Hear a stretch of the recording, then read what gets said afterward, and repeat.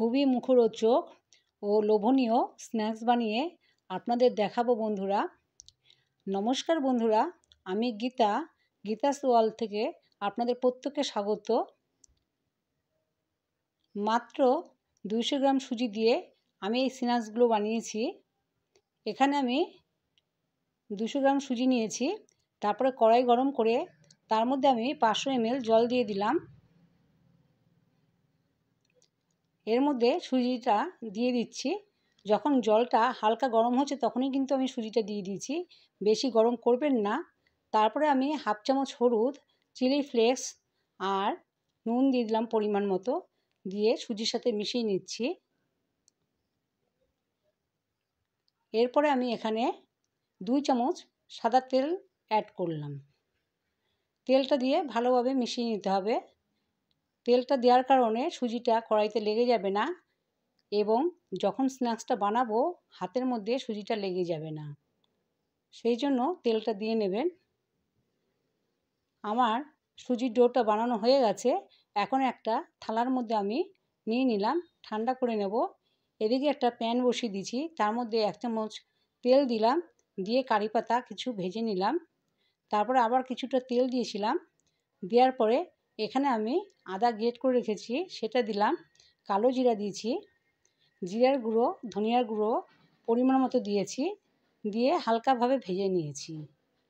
তারপরে আমি একটা বড় সাইজের আলু কিউব করে কেটে রেখেছিলাম সেটা দিয়ে দিলাম।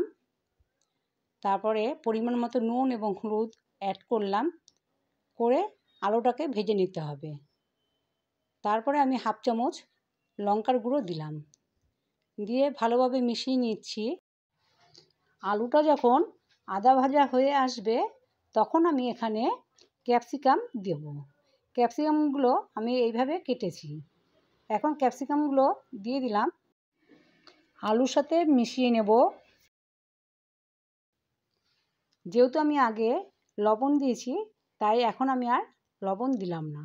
এবার আলু এবং ক্যাপসিকাম ভাজা হয়ে গেছে, এক সাইড করে নিয়ে এখানে কিছুটা তেল দিয়ে দিলাম।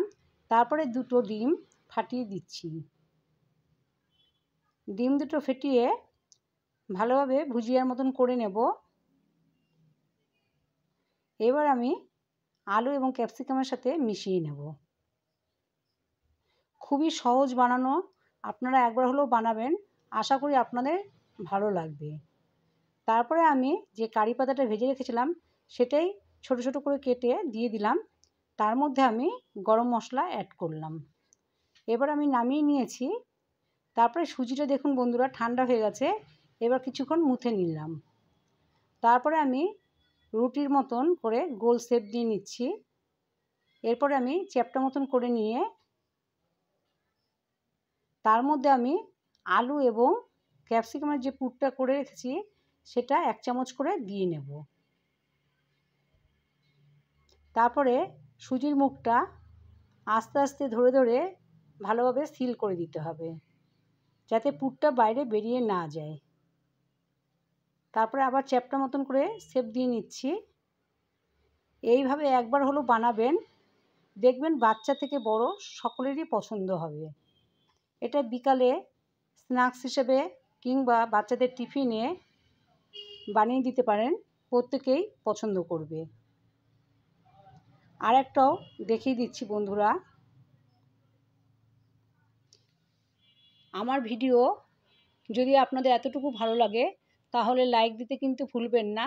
আর যে সকল বন্ধুরা এখনও সাবস্ক্রাইব করেননি প্লিজ আমাকে সাবস্ক্রাইব করে দেবেন, এটাই আমার অনুরোধ রইল। কারণ আমার রিচ অনেক কমে গেছে, আপনারাই পারেন আমাকে সহযোগিতা করতে। এখানে আমার 11টা স্ন্যাক্স হয়েছে, দেখিয়ে দিলাম। এবার আমি প্যান বসিয়ে তার মধ্যে আমি 100 ml তেল দিয়ে দিয়েছি, সাদা তেল। গরম করে আমি একে একে প্রত্যেকটা স্ন্যাক্স হালকা মিডিয়ামে ভেজে নেব। এই সময় গ্যাসের ফ্লেমটা হাইতে রাখবেন না। এপিট ওপিট করে আমি লাল লাল করে ভেজে নিচ্ছি। দেখুন বন্ধুরা দেখতে কতটা সুন্দর লাগছে, খেতে কিন্তু খুবই ভালো লাগবে আর অতি সহজে বানানো যায়, খরচও কম। তাহলে একবার হলো আশা করি বানাবেন। এই একইভাবে আমি প্রত্যেকটা ভেজে নেব। আপনারাও এইভাবে বানিয়ে নিতে পারেন। যদি এতটুকুও ভালো লাগে তাহলে আবারও বলছি, প্লিজ বন্ধুরা লাইক এবং সাবস্ক্রাইব করতে ভুলবেন না। আমার ভিডিও আপনাদের কেমন লাগে অবশ্যই কমেন্ট করে জানাবেন। আমার স্ন্যাক্স রেডি। এবার আপনাদেরকে ভালোভাবে দেখিয়ে দিচ্ছি। দেখুন দেখতে কত সুন্দর লাগছে, খেতে কিন্তু খুবই ভালো লাগবে। আওয়াজটা শুনে নিশ্চয়ই বুঝতে পারছেন যে কতটা মুচমুচে হয়েছে। এবার আমি ভেঙে দেখাচ্ছি আপনাদেরকে। দেখুন ভিতরটাও দেখিয়ে দিলাম। ভিডিওটি শেষ অবধি দেখার জন্য অসংখ্য ধন্যবাদ। আপনারা সবাই ভালো থাকবেন। আজ এই অবধি বন্ধুরা, আবার নতুন ভিডিও নিয়ে দেখা হবে।